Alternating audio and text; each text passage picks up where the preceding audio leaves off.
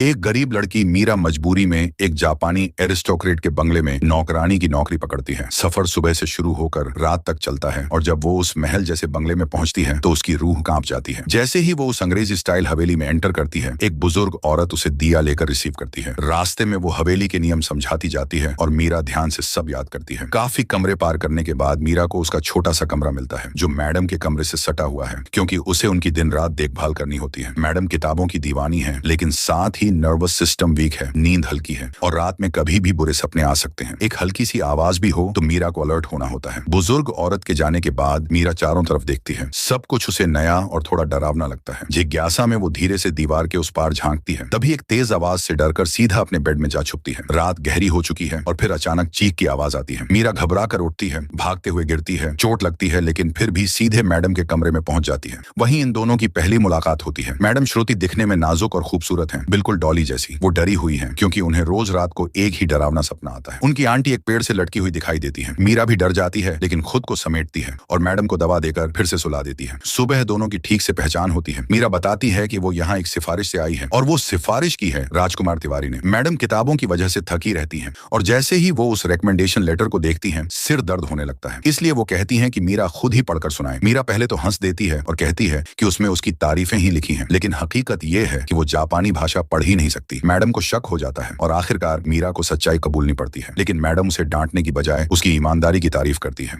दोनों के बीच रिश्ता अब एक नौकर और मालिक से कहीं आगे बढ़ चुका है, शायद उम्र करीब होने की वजह से या दिलों के दर्द मिलते जुलते होने की वजह से। हालांकि हर दिन एक चीज होती है, मैडम को उनके चाचा के लाइब्रेरी कम ऑफिस में जाना होता है, जहां किसी को आने की इजाजत नहीं होती। वो अच्छे से तैयार होकर अकेले चली जाती है और मीरा थोड़ी राहत की सांस लेती है, लेकिन खाली बैठने के बजाय वो सामान खंगालने लगती है। गहने, कपड़े, सब कुछ ट्राई करती है। उसे कुछ ऐसा मिलता है जो घंटी जैसी दिखती है, लेकिन असल में क्या है पता नहीं। फिर उसे एक सफेद रस्सी मिलती है जो शायद वही है जिससे मैडम की आंटी ने फांसी लगाई थी। वो डरती नहीं, बल्कि बंगले के बाहर उस पेड़ के नीचे जाकर चेक भी करती है। तभी बारिश शुरू हो जाती है और मीरा भागते